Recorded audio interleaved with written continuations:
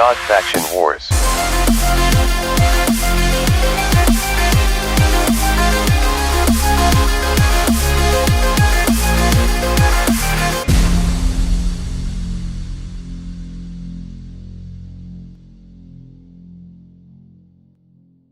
Leon blinked many times to get used to the sight of glaring metal beneath the sunlight.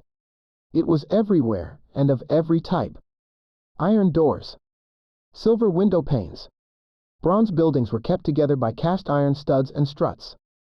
Free floating around the streets were colorful digital images. They moved through the mill of people to try and bring their attention to products being advertised, or ran up and down the walls with intricate patterns. He suspected they would rearrange into another image or scenery when viewing through a device. Most of the bricks and mortar were nestled in between giant boulder crops, dusty lanes, roads, and back alleys. One thing that puzzled him was the sign of rust stains on some of the walls. "Has it rained here?" He voiced his puzzlement aloud. "Rising damp from the underground caches." Wolf naturally answered, to put the man out of his misery. It was the first words Leon had said after they left the infirmary and entered the outskirts of Scarf City's urban streets. So, words worthy of an answer. Leon nodded and returned to his silent observations. They stopped at the start of the first main street, which was crowded with people and life. "Stick these on and don't take them off." Lucy shoved a pair of dark-tinted visor glasses before Leon. "Thank you." He sighed with relief when he donned the glasses that made the glare bearable. "Stay close to us. Needless to say, don't remove your hat or coat, you look local. If someone asks you a question, you let me do the talking," she added. Indeed, when Leon glanced around, most people were wearing similar fedora hats, neck scarves, jeans or shorts, boots, and weathered overcoats.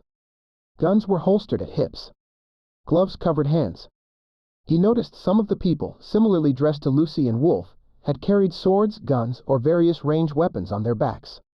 Everyone was wearing dark-tinted or full-chrome visor glasses.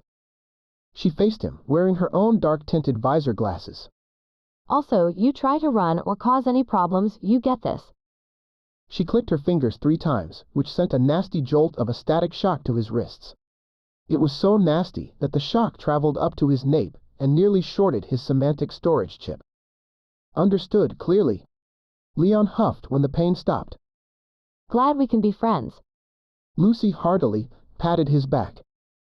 "I'm activating your visor's CPU. You'll be able to navigate the area from your display screen." Wolf's voice entered Leon's ears via the visor.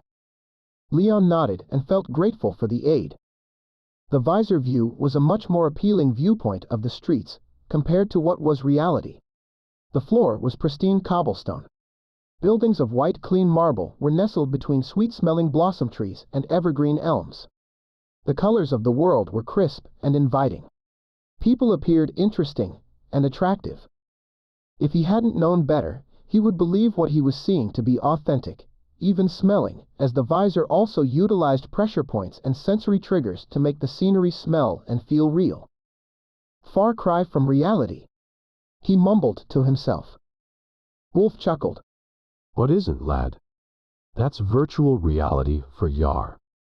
Leon nodded and connected to the FTP link of the CPU system for an offline copy of the visor navigation file. He hoped he wouldn't be running out of storage anytime soon, but he was originally purposed for sieges, so he had been fitted with 1,000 terabyte capacity. Fortunately, the file size was small, so he still had plenty. He followed Wolf and Lucy's lead into the rowdiness of the bustling crowds.